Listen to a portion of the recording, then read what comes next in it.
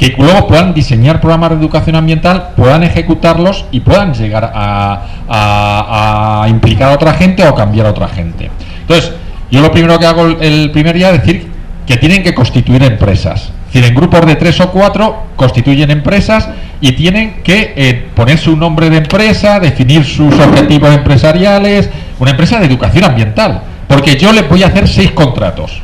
Yo a lo largo de la asignatura les voy a contratar para hacer 6 trabajos. Y yo les voy a pagar en notas en función a la calidad que va a tener su trabajo. En lugar de dinero, les voy a poner notas. Entonces, que si el trabajo que van a hacer es muy bueno, pues probablemente la entidad que le va a contratar le va a pagar X plata. Si es peor, le va a pagar la mitad de la plata porque es mucho peor. Entonces yo eso se lo voy a evaluar, pero en lugar de dinero, a veces les pongo dinero ficticio, diciendo que el proyecto que yo les estoy encargando tiene tanta plata para poder desarrollar, y luego les doy un cheque ficticio, así que también a veces lo hago con cheques. Pero bueno, pues intentar también simular y que ellos se motiven y que sobre todo partan de datos reales de cómo puedo diseñar un programa con una cantidad de dinero determinada. Pues muchas veces hacemos cosas excesivamente ideales y no tan realistas, ¿no? Y yo al final evalúo los 6 tareas que yo les encargo, voy evaluando cada una de ellas a lo largo de los 4 meses que estoy trabajando con ellos. Entonces, más o menos es muy por el estilo. Y ellos se lo tienen que contar a todos los compañeros. Es decir, ellos hacen un PowerPoint sencillito y en 10 minutos tienen que contárselo cada uno de los trabajos, no todos, pero la mayoría de ellos tienen que hacer una presentación a todos los compañeros. ¿Por qué? Porque los otros compañeros ven lo que han hecho los otros y ven en las cosas que no han hecho que deberían haber hecho, y ellos aprenden de lo que han visto que de los otros compañeros. Entonces, y se ven muchas diferencias, unos que hacen trabajos más vivenciales, otros que lo hacen más mercantiles, es decir, que se ven distintos enfoques. Pero nos estamos yendo de lo que estamos haciendo.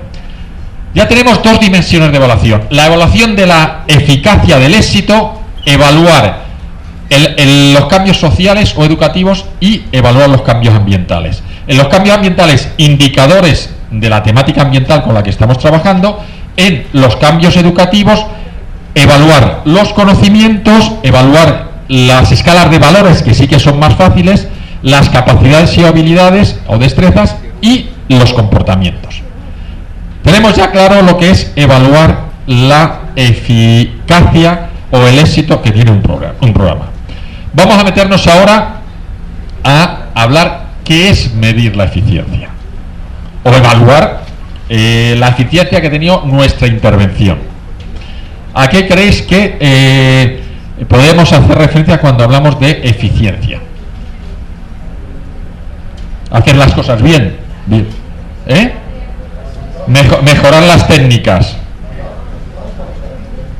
No resultados, ya no estamos hablando de resultados, estamos hablando del proceso, de las técnicas, de las metodologías, de la temporalización de la programación, de los objetivos que nos hemos marcado. Es decir, lo que es todo el diseño educativo o didáctico o la planificación que hemos hecho, cualquier cambio que podamos introducir en el salón que estamos utilizando, en la pantalla, en la dinámica del grupo, en la temporalización de las horas o los días, cualquier cosa que sea obtener los mismos resultados en menos tiempo, con menores recursos, es ser más eficientes. Entonces, cualquier propuesta que sea mejorarle el programa va a ser hacer de que nuestra intervención sea más eficiente. Y son 2 tipos de evaluación que son muy distintas. La primera es muy importante, la segunda, esta que os estoy contando, la eficiencia, es muy importante porque todo lo que os estaba contando al principio de autoevaluación, el ejemplo que hemos puesto del jardín botánico, es cómo ser más eficientes, cómo conseguir mejores resultados con nuestra programación. Si yo consigo detectar cómo mi programa puede llegar mejor a la gente, estoy haciéndole que sea más eficiente. Si yo estoy haciendo autocrítica, yo solo, con los que lo reciben, con los compañeros o con un evaluador externo, estoy haciendo más eficiente el programa y, sobre todo, estoy aprendiendo yo. El hacer análisis de la eficiencia sirve mucho como proceso de autoaprendizaje o de aprendizaje. Y por eso la evaluación, la del éxito, más complicado, pero la evaluación de la eficiencia de cualquier aspecto del programa nos sirve mucho para mejorar nosotros como profesionales de la educación ambiental, y en ese sentido cualquier cosa que hagamos va a ser muy importante, ¿vale?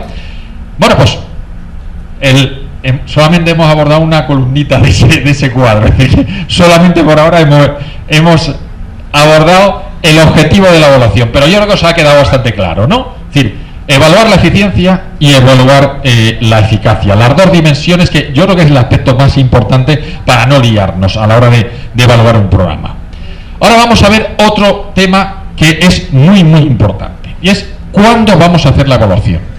¿Cuál es el momento de evaluar? Entonces aquí tenemos 4 momentos distintos: la evaluación previa, la evaluación durante la actividad, previa a la actividad, durante la actividad, la evaluación posterior a la actividad y la evaluación post-post. Es decir, aquella evaluación que se hace 3 meses, 1 año, 5 años después de que se ha finalizado la actividad, ¿vale? Vamos a ir desmenuzando un poquito cada una de ellas, y la vamos a ir desmenuzando en los dos sentidos, en el de eficiencia y en el de eficacia, ¿vale? Evaluación previa. Evaluación previa de la eficiencia es el caso que os he puesto antes del jardín botánico. Nosotros, si antes de diseñar el programa hacemos un diagnóstico de los destinatarios a los cuales nos vamos a llevar a trabajar, vamos a poder adaptar mejor nuestro programa a las condiciones de ellos. Pero aún mejor, si yo la evaluación previa de eficacia, de eficiencia más importante es, si yo voy a intervenir y voy a diseñar un programa, lo que tengo que conocer qué otros programas se han hecho sobre la misma temática. Si yo quiero hacer un programa de reciclaje de papel, no estoy inventando el mundo. Hay un montón de sitios y un montón de lugares y de ciudades donde han hecho programas educativos de reciclaje de papel. Voy a intentar conseguir el máximo número de experiencias de otros lugares, porque yo a lo mejor lo único que tengo que hacer es escoger la mejor de ellas y aplicar esa. No tengo que inventar nada nuevo, porque ya está inventado. Entonces, eso de alguna forma es evaluación inicial, que es coger varias experiencias, compararlas, analizarlas y quedarme con la mejor, o incluso quedarme con lo mejor de cada una de ellas.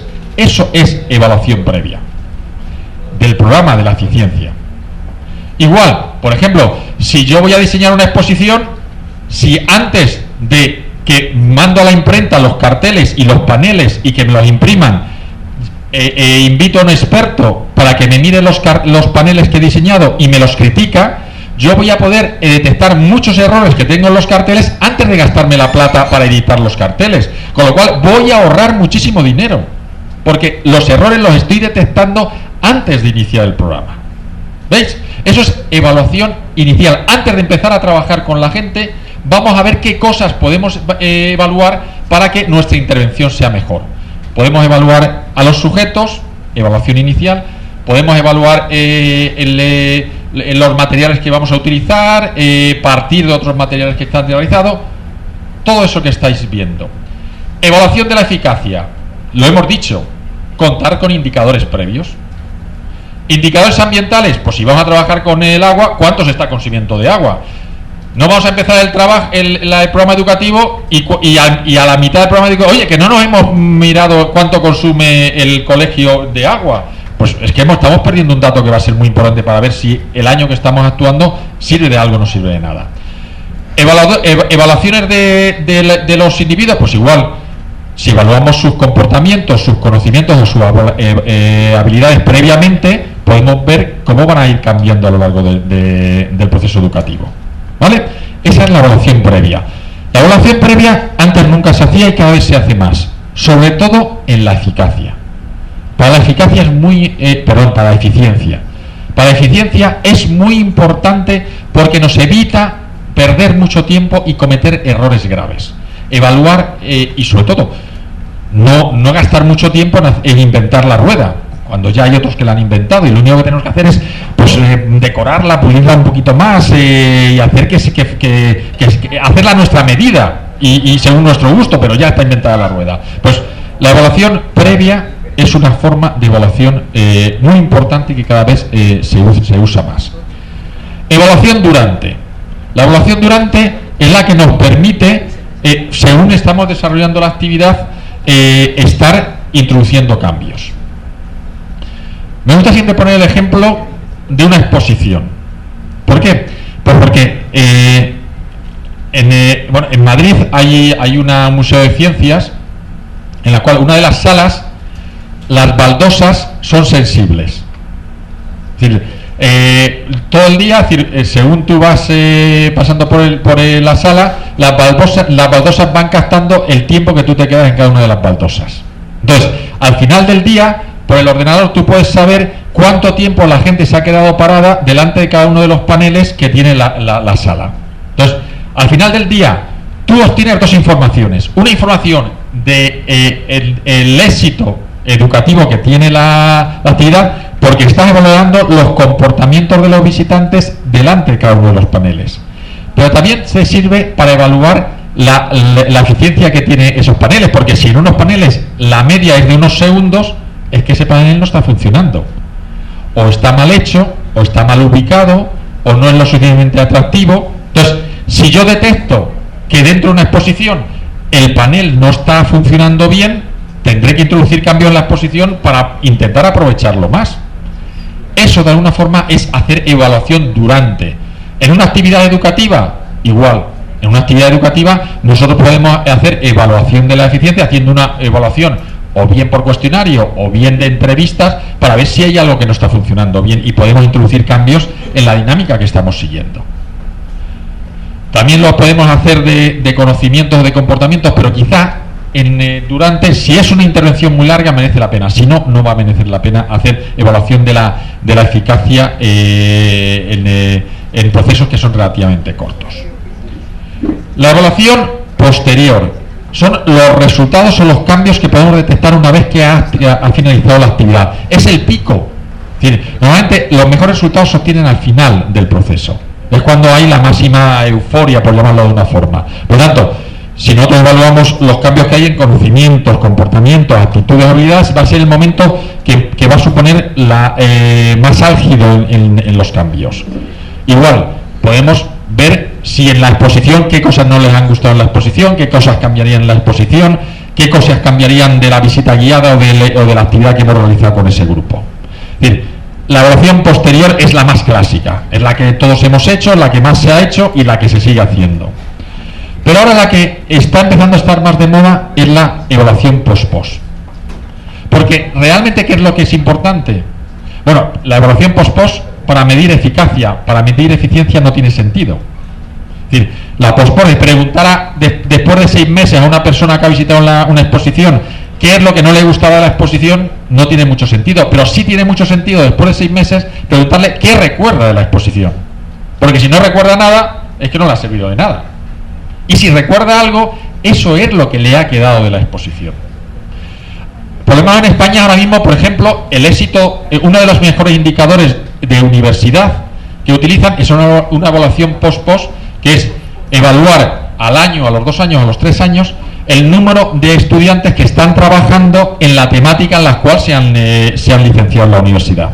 Y uno de los indicadores de ranking de las universidades, cuáles son las mejores, son aquellas universidades que consiguen colocar laboralmente en el área de especialización al mayor número de graduados de esa universidad. Ese es un indicador post-post. Es decir, cualquier indicador que nos permite medir un resultado a un plazo determinado, depende del tema, pueden ser 3 meses, 6 meses, 1 año, es decir, eso depende de la temática, es una evaluación que últimamente cada vez se está empleando más y es la mejor evaluación del éxito, porque ahí realmente te vas a dar cuenta si has sido un desastre y no has tenido ningún impacto en las personas con las que has trabajado, o si realmente les has dejado un gusanito, aunque sea pequeño, en sus sentimientos, como decíais vosotros, o en sus neuronas sobre la temática que habéis abordado. ¿Cómo se hace eso? Pues bueno, ahora mismo pues por internet, llamadas de teléfono, o si son gente con las cuales puedes tener una posibilidad de reencontrarte o de volverlas a hacerlas coincidir, no es fácil hacer una evaluación post-post, porque después de 1 año échale para buscar a la gente que ha estado pasando por una exposición. Entonces, si te han dejado el correo electrónico, les puedes escribir. Si te han dejado el teléfono, puedes llamarles y puedes hacer una evaluación. Pero la evaluación post es muy interesante, pero es costosa y no es fácil hacerla, ¿no?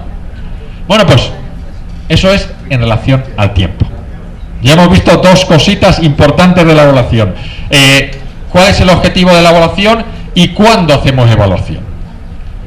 Estas son más sencillitas. El ámbito de la evaluación. Lógicamente, nosotros podemos evaluar cosas muy distintas.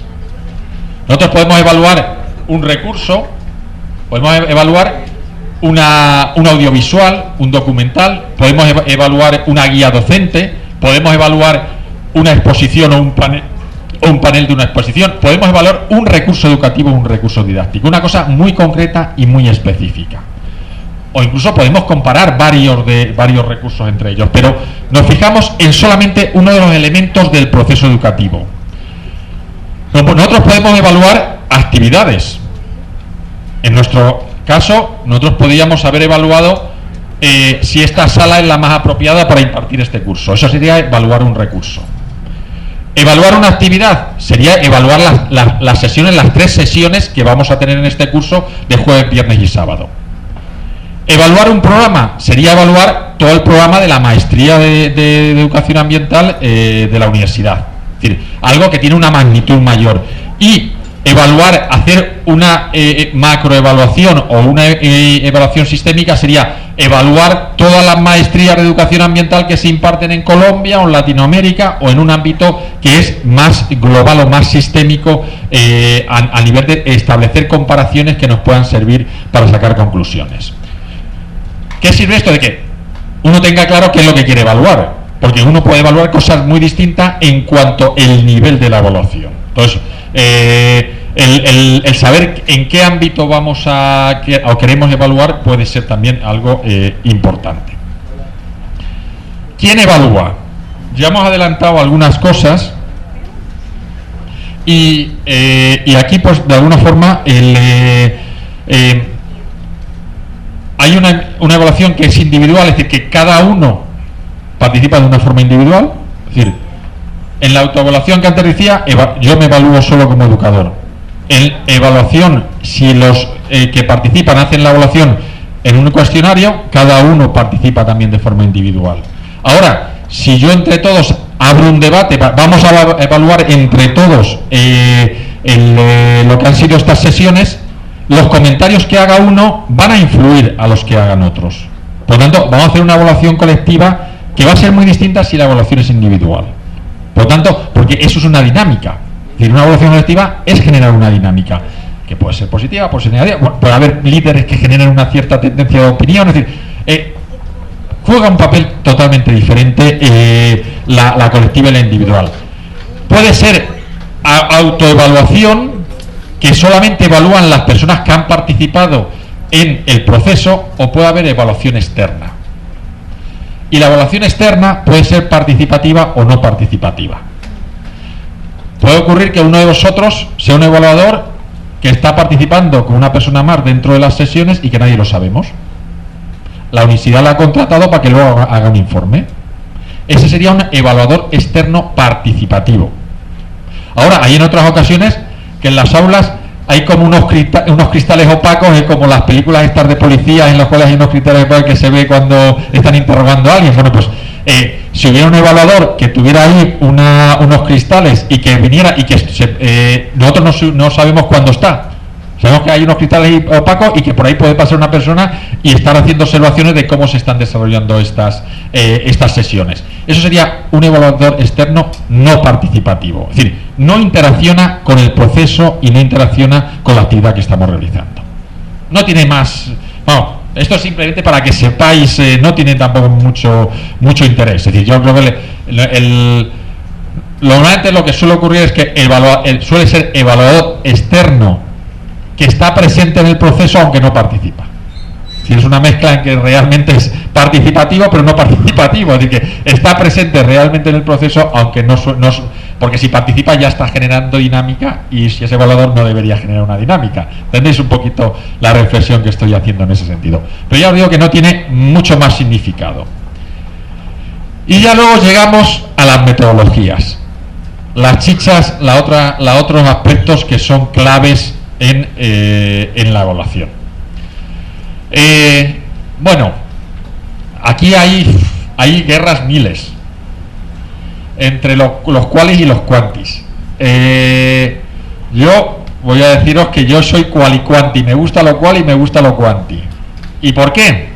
Porque las metodologías cualitativas tienen sus pros y sus contras. Las metodologías cuantitativas tienen sus pros y sus contras. Y si aplicamos las dos y utilizamos las dos, complementamos la información. Hacemos más rica la información. ¿Qué limitaciones tienen qué características tienen las metodologías cualitativas? Que son muy ricas en información. Si yo ayer os hubiera pedido que hubierais escrito sobre vuestras experiencias vitales significativas y que hoy me hubierais traído un escrito contando vuestras experiencias vitales, me hubierais traído unos diarios personales, unas autobiografías riquísimas con muchísima información. Y si yo quiero analizar esa información, voy a tener una información pero muy interesante en cuanto a riqueza de contenidos. Ahora, me va a resultar muy difícil compararlo entre cada uno de vosotros, porque cada uno de vosotros habrá hecho una cosa totalmente distinta. Cuando yo hice el análisis cuantitativo con los criterios, perdimos mucha información, porque realmente al final solamente levantáis la mano por una opción. Entonces, no hay matices, no hay la riqueza del escrito que vosotros podríais haber escrito, explicando vuestras vivencias. Simplemente al final tenemos un número, pero es un número que nos permite saber cuáles son las grandes tendencias comparativas entre cada uno de vosotros, que con las técnicas cualitativas no lo podemos obtener. Entonces, cada una de ellas tiene sus ventajas y tiene sus inconvenientes. Cuando utilizamos las dos de forma complementaria, obtenemos investigaciones o evaluaciones que suelen ser mucho más ricas. De hecho, ¿qué es lo que se suele hacer? Pues si vamos a utilizar técnicas de encuesta, de entrevista o similares, primero se utilizan las técnicas cualitativas. ¿Para qué? Para analizar la diversidad de opciones. Si yo hago una encuesta sin saber nada, voy a poner 5 opciones y me estoy dejando a lo mejor 25. Con lo cual, lo que me están contestando la gente no sirve para nada. Si yo hago un análisis cualitativo y detecto que hay 25 opciones y pongo las 25 opciones, me estaré dejando 3 o 4. Pero ya hago una encuesta cerrada sobre una realidad de opciones que se acercan mucho a lo que estáis pensando. Por eso, cuando vamos a diseñar una investigación, si empezamos analizando cualitativamente qué es lo que piensa la gente, eso nos permite diseñar instrumentos cuantitativos más cerrados que recogen información que pueda ser muy rica. Y aún así, si cuando pasamos ese instrumento entrevistamos o hacemos entrevistas en profundidad a alguna serie de personas o hacemos algún grupo de discusión sobre esas preguntas, yo además de tener un número, puedo tener argumentos de las razones que tiene la gente para responder de una determinada forma a una pregunta concreta. Por lo tanto, el tener una metodología cualitativa me enriquece los datos cuantitativos que yo he podido sacar. ¿Veis un poquito las ventajas que tenemos en cuanto vayamos a utilizar una técnica o vayamos a utilizar otra? Cualquiera de ellas podemos evaluar a la gente por lo que dicen, por lo que escriben o por cómo se comportan. Solo podemos evaluar a eso. Es decir, por desgracia, por ventaja, la especie humana no somos animales que tienen comportamientos que siempre son los mismos. Nosotros tenemos comportamientos que podemos decir una cosa y luego hacer la contraria. Entonces, claro, eso es la dificultad que tiene hacer investigación social, que muchas veces el utilizar una metodología recogemos una información que es muy parcial de lo que realmente la persona hace o piensa, y lo que escribe muchas veces no refleja lo que piensa, o lo que dice no refleja lo que piensa. Por lo tanto, muchas de las metodologías que vamos a utilizar van a tener un problema de fiabilidad y de validación. Entonces, por eso las metodologías suelen tener unas formas para intentar ver si son fiables y son válidas, porque esa metodología, o bien porque la persona, pues normalmente cuando tú haces un cuestionarios bien elaborados, de repente te viene una pregunta que dice, bueno, ¿y a qué viene esta pregunta aquí? Quiero a mis hijos o quiero a mi madre. ¿Y qué pinta esta pregunta aquí? Esa pregunta es un control de validez, porque ahí están comprobando si tú estás rellenando la encuesta al tontún y estás poniendo cruces donde quieres. Si tú a esas preguntas le contestas que no quieres a tu hijo, dice, bueno, esta persona o está un poquito para allá o está contestando totalmente al azar las preguntas sin leerse ni siquiera las preguntas. Bueno, pues ese es un criterio de validez. Es decir, cuando vosotros estéis haciendo un cuestionario y veis preguntas rarísimas, es un control de calidad que tiene la propia cuestionario, porque normalmente en un cuestionario, cuando hay cuestionarios largos de 100 preguntas, fácil que unas 5 o 10 preguntas son de control de calidad. Si más en 10 hay más de 5, es decir, más de 3 que se contestan de forma rara, ese cuestionario se tira. No se considera para tenerlo en cuenta. ¿Por qué? Porque la persona no se lo ha tomado en serio responder a ese cuestionario. Entonces, eso es solamente un ejemplo para que veáis cómo podemos hacer que luego, dado que es muy difícil el que controlar a que la gente no nos esté engañando, podemos hacer validez de metodología de los cuestionarios que estamos haciendo. Bueno, luego volveremos un poquito más a las técnicas o quizá mañana. Pero bueno, ya hemos visto un poquito todo lo que tenéis que saber, iba a decir sobre el sexo, no, sobre la evaluación, y ya lo hemos concentrado en una transparencia, ¿no? Un poco como la película de Woody Allen, ¿no? Pues ya hemos hecho un poco la síntesis de todo lo que es la evaluación en educación ambiental. Me queda la parte de arriba. Me queda esta parte que creo que también es muy importante. Y lo otro ya es cómo planificar una evaluación o qué cosas tengo que tener en cuenta cuando voy a hacer una evaluación. Y eso ya lo hemos ido viendo. Pero ¿para qué queremos evaluar? Esa pregunta es fundamental. ¿Para qué queremos hacer una evaluación? ¿Y por qué es importante? Porque de alguna forma la evaluación puede ser malvada. Y nosotros podemos ser, de alguna forma, herramienta de las personas malvadas que quieren utilizar la evaluación con fines que no son lícitos. Entonces, hay que tener cuidado cuando uno va a hacer evaluación. Porque tiene que tener claro para qué la hace.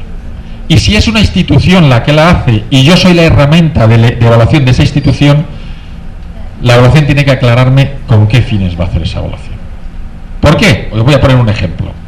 Un ministerio, el Ministerio de la Juventud en España, nos contrató, había una actividad que era una actividad de verano en la que jóvenes españoles iban a los parques nacionales en España. Iban 15 días, estaban 15 días haciendo actividades visitando el Parque Nacional.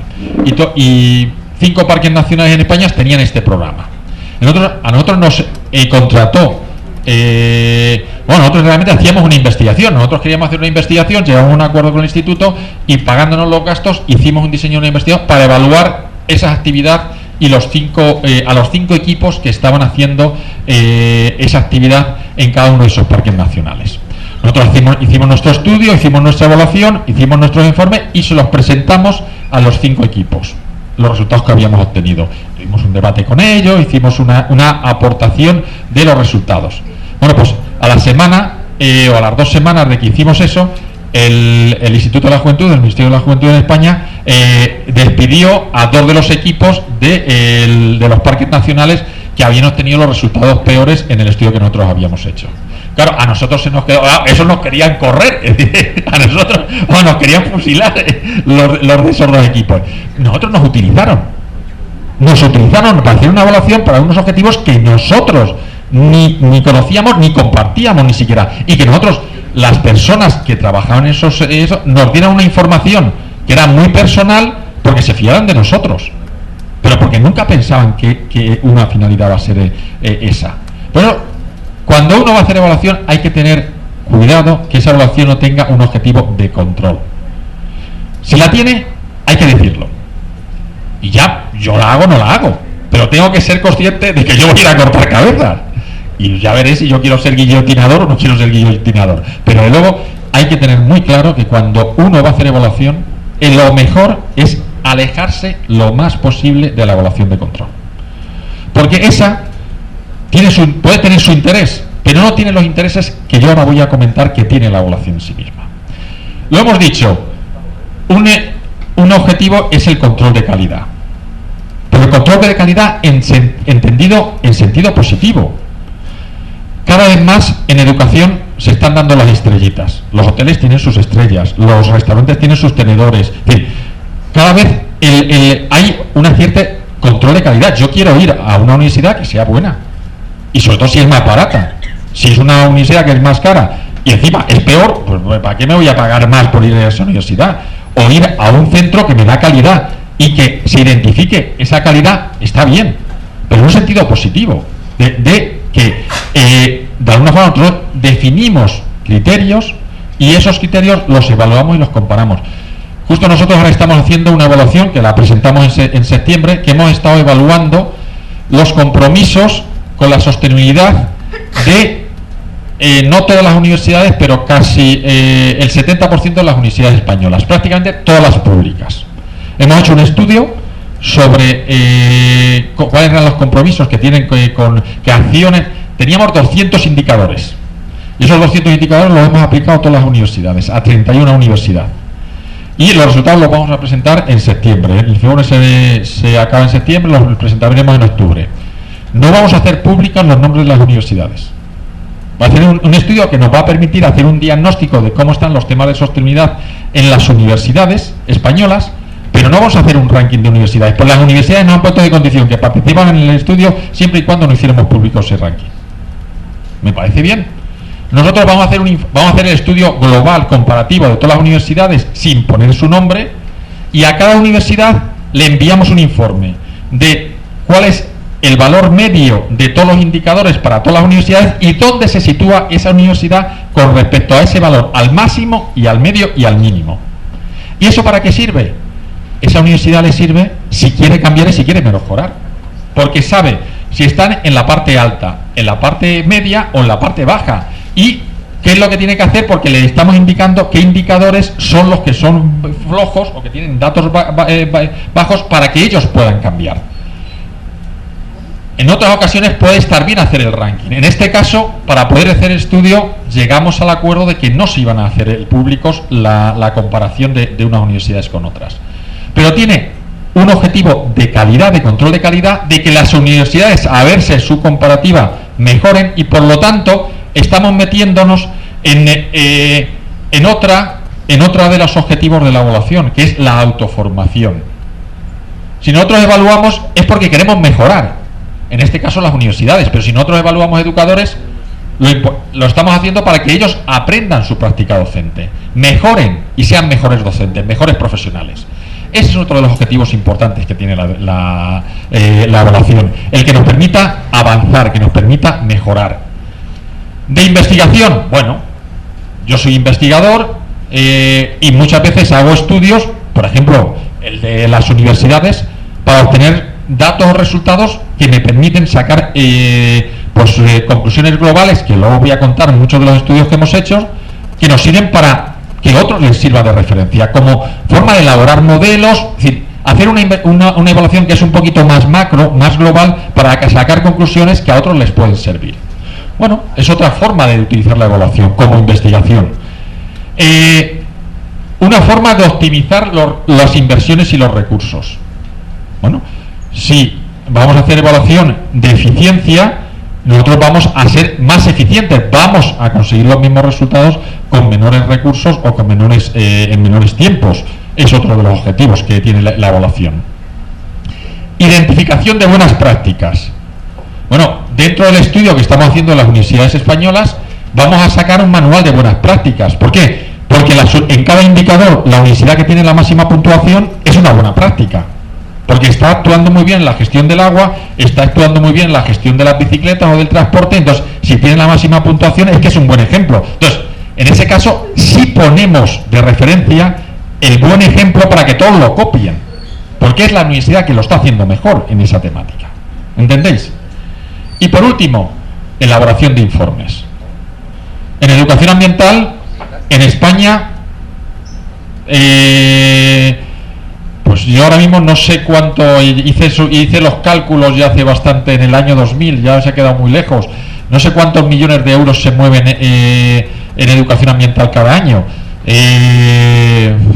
fácilmente 10 millones de euros son si metemos lo público, probablemente estamos hablando de 20 millones de euros.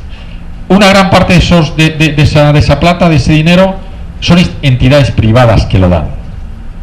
Claro, una entidad privada da una cantidad de dinero si tú luego se lo justificas bien. ¿Y cómo se lo vas a justificar bien? En un informe que para justificarle tienes indicadores.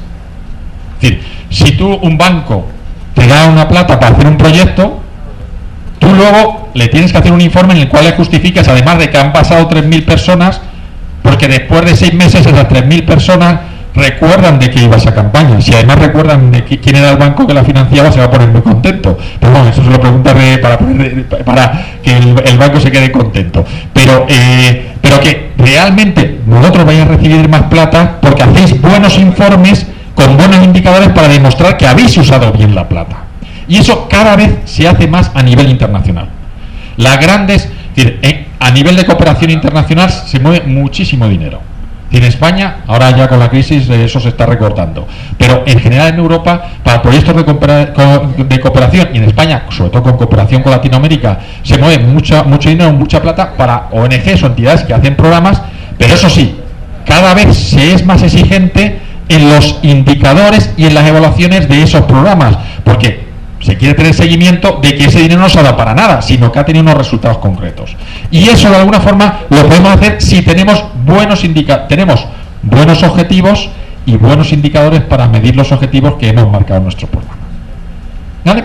Bueno, pues con esto ya tenemos una de las facetas más importantes de lo que es la evaluación.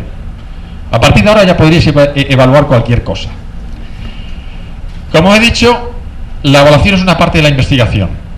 Yo prefiero casi siempre plantear a mis alumnos investigaciones que son evaluativas porque quizás son menos complejas. La investigación que no es evaluativa es un poquito más compleja. Entonces, si yo tengo que empezar a hacer una investigación con mis alumnos, prefiero que sea evaluativa porque les voy a controlar mejor o van a entrenarse con algo que es más sencillo. Entonces, yo siempre cuando empiezo a trabajar con ellos en investigación, les digo, vamos a ver, cuando alguien va a hacer una investigación se plantea un problema que es un océano y eso es imposible de abordar porque nos hacemos unas preguntas a la hora de hacer una investigación en la cual necesitaríamos toda nuestra vida y probablemente todavía no habríamos descubierto lo que debemos descubrir.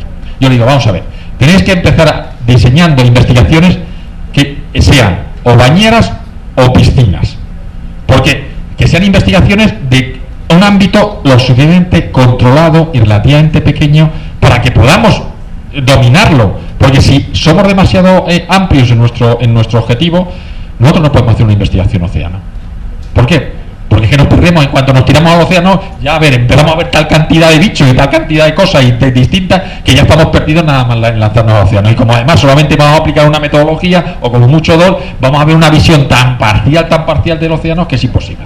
Ahora, si nos metemos en una bañerita, pues lo vamos a poder hacer una investigación muy sencillita. Y lo importante al principio es hacer buenas investigaciones con buenos planteamientos, pero que uno los controle bien. Pues lo importante en investigar es saber controlar la herramienta con la que estoy trabajando. Hasta dónde puedo llegar y hasta dónde no puedo llegar. Cuáles son las limitaciones y cuáles son los aspectos positivos que tiene la investigación que estoy realizando. Y eso, cuando el objetivo es pequeñito, es fácil. Cuando no somos muy ambiciosos, nos perdemos desde el inicio. Y en ese sentido, la investigación evaluativa es muy sencillita, porque sobre todo hay dos tipos también de investigaciones: la investigación sobre la práctica y la investigación que si queréis es más teórica o que más es investigación más pura. Por eso, la mayoría de los alumnos de nuestro doctorado son educadores que quieren hacer investigación sobre su práctica. Eso es investigación evaluativa. Yo aprendo evaluando la práctica educativa que yo estoy haciendo. Eso es hacer una investigación. Pero es hacer una investigación no sobre una piscina que está en la otra parte del charco, es decir, que está en España. Es una piscina que la tenemos en nuestra vida real. Y si yo quiero hacer una investigación, no puedo sacar tiempo los fines de semana o el tiempo de ocio que tengo que dedicar pues a mis hijos, al marido, a mi mujer o a quien quiera, o a mis amigos. Lo tengo que hacer a ser posible en las horas que estoy dedicando a mi trabajo. si hago una investigación sobre mi propio trabajo, además de que voy a aprender cosas y voy a mejorar mi propio trabajo, se dice mal en España, matando dos pájaros de un tiro, es decir, estoy trabajando y a la vez investigando sobre lo que estoy trabajando. Entonces, si vais a hacer investigación, yo siempre aconsejo que esa investigación la hagáis sobre la práctica laboral o sobre la actividad que estéis realizando, porque os va a permitir dedicar más tiempo, hacerlo de una forma más continua y además que los resultados puedan tener aplicación sobre lo que vosotros mismos estáis haciendo cotidianamente. Bueno, pues si tenéis alguna pregunta, yo creo que hacemos el descanso ahora. Pues yo he cerrado ya aquí una parte y luego pasamos ya a otra, entonces casi prefiero que descansemos aquí ahora un poquito y luego ya esto.